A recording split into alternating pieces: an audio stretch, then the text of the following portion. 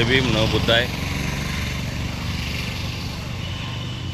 93वा दिवस आहे आंदोलनाचा। आपण बघू शकता अजूनही त्याच परीचं आंदोलन बोधगया महाबोधी महाविहार मुक्त झालं पाहिजे, कर्मकांडापासून मुक्त झालं पाहिजे, ब्राह्मणांपासून मुक्त झालं पाहिजे, पिंडदानापासून मुक्त झालं पाहिजे।